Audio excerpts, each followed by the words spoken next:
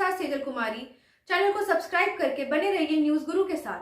बढ़ते हैं आज की ताजा खबर की ओर। कोल इंडिया में चाइल्ड लेबर कोड के विरोध में 20 मई को प्रस्तावित राष्ट्रीय व्यापारी हड़ताल के परिप्रेक्ष्य में ईसीएल के सातग्राम शिवपुर एरिया के ज्वाइंट एक्शन कमेटी ने सातग्राम प्रोजेक्ट में किया पथ सभा। इसमें कोयला खदानों में काम बंद हड़ताल को लेकर आवाज बुलंद की गई। इस पथ सभा में श्रमिक नेताओं ने 20 मई को कोयला खदानों में हड़ताल को लेकर श्रमिकों को हड़ताल में शामिल होने के लिए आह्वान किया।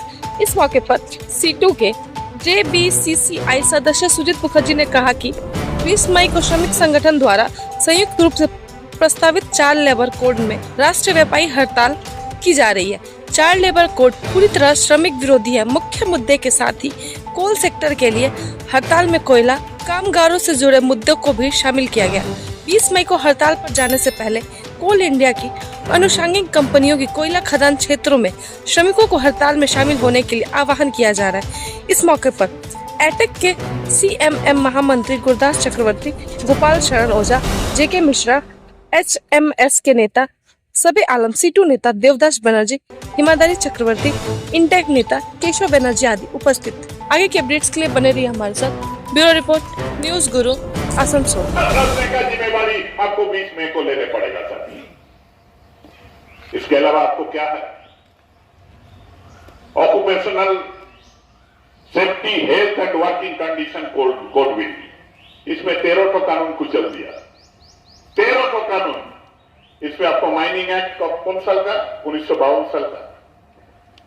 फैक्ट्री एक्ट, सारे के सारे चीज। CRLA यानी कि कॉन्ट्रैक्ट लेबर रेगुलेटरी एक्ट 1970 कुचल गया, उसी में चला गया। Occupational safety, health and working conditions code bill में आपको जो 13 कानून किया, इसमें ये भी किया। ठेकेदार मजदूर लोग का भी, ठेका मजदूर का भी अधिकार चला गया।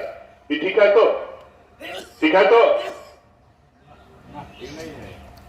निजी मालिक लोग का हाथ में खदान जाएगा। देखिए कैसे सजाया गया। MDO रेवेन्यू शेयर, ठेकेदार लोग आएगा, टोटल करेगा। आपको तो जरूरत नहीं है।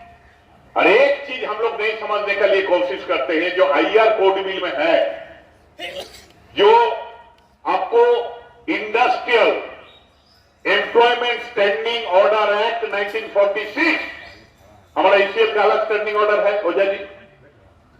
तो ये स्टैंडिंग ऑर्डर में बदलाव लाएगा, क्योंकि स्टैंडिंग ऑर्डर एक्ट जो है 1946 का वो उठा दिया गया। ICL का ऐसा स्टैंडिंग ऑर्डर बनाने का कोशिश भी है। उसी तरह का निर्देश भी दिया गया कि कोई जगह अगर उत्पादकता नहीं है, चाहे मजदूर का संबंध नहीं है, उसको सरप्लस घोषित कर दो, उसको विदा कर दो।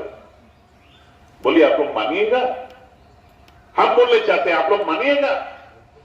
खदान में सुरक्षा रहेगा। 1952 साल का जो आपको mining act, CMR 1957 coal mines regulation updated 2017 रहेगा आपका? बोलिए तो। ये सब नहीं रहेगा। हमारा खदान किस काम से चलेगा? कौन जिम्मेवारी लेगा? हमको तो ट्रेड यूनियन करने का अधिकार नहीं रहेगा, हमको हड़ताल करने का अधिकार नहीं रहेगा। सारे अधिकार छीन लेगा। हम लोग का तानाशाही का माने राज्य में हम लोग जी रहे हैं, मजदूर का कोई अधिकार नहीं रहेगा। हम अपना मजदूरी दे रहे हैं, कोल इंडिया उत्पादन कर रहा है। हमारा उत्पादित कोयला से प्रधानमंत्री राष्ट्रपति का घर में बिजली जलेगा और हमारा यूनियन करने का अधिकार नहीं रहेगा, हमारा वेतन का अधिकार नहीं रहेगा। तो हमको जवाब देना चाहिए कि नहीं? इसके बाद आज मागादा को माने हमारा CMPF एक्ट 1948 का है। ये तो code bill on social security 2020। इसमें सारे PF पेंशन समूचा चला गया, ESI सारे चला गया। कौन सा पेंशन मिलेगा आपको? क्या होगा? हम लोग कहते हैं एकमात्र CMPF है और CMPS 1997 का। जाइए दुर्गापुर, बानपुर में कितना पेंशन मिलता है। गर्दन में हाथ दे के सबको नेशनल पेंशन स्कीम में घुसाया गया, सबको नेशनल पेंशन स्कीम में। क्योंकि आपका जो CMPF है वो किसका कंट्रोल में है? हिंदुस्तान का सारे पेंशन स्कीम, सारे PF किसका कंट्रोल में है? लेबर डिपार्टमेंट का। लेकिन हमारा CMPF एकमात्र कोयला मंत्री का कंट्रोल में है, वो हाथ से बाहर चला जाएगा। वही 3000 रुपया आपको मिलेगा। दुर्गापुर का माफी, कानपुर का माफी, 3000 साढ़े 3000 रुपया मिलेगा। जिस जगह में अभी अगर कोई रिटायर करे तो उसको मोटा मोटी 26,000 का ऐसे मिलेगा। ये चारों कोड बिल हम आप लोग को सामने बताएं। देखिए साथी, ये जो बार बार आवाज उठ रहा है ना, नुकसान में चल रहा, नुकसान में, तो नुकसान में चल रहा, कौन बोला बाबा?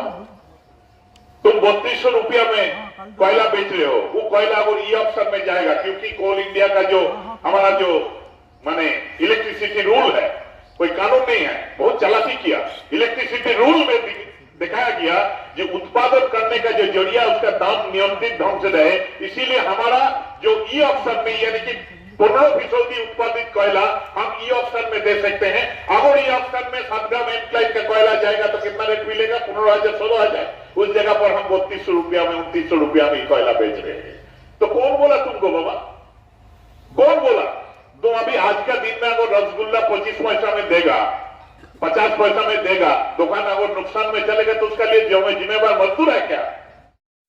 यही रिक्वेस्ट है, ये आप लोग पूरे हिंदुस्तान पैमाने पर सारे के सारे इकट्ठा हो रहा, ये चारों कोड बिल का खिलाफ, हमारा एमडीओ रेवेन्यू शेयर का खिलाफ, ईसीएल को निजीकरण करने का साजिश के खिलाफ 20 मई का हड़ताल को आप लोग जरूर कामयाब कीजिए और एक इकट्ठा होके हम लोग को ये कामयाब करना है, हड़ताल को कामयाब करना है, कामयाब करके सेंट्रल गवर्नमेंट को मजबूर करना है। ये चारों कोड बिल को जमीन के नीचे दफन करने के लिए अगर माटी का जमीन का खुदाई शुरू होगा तो खुदाई शुरू करेगा हमारा कोयला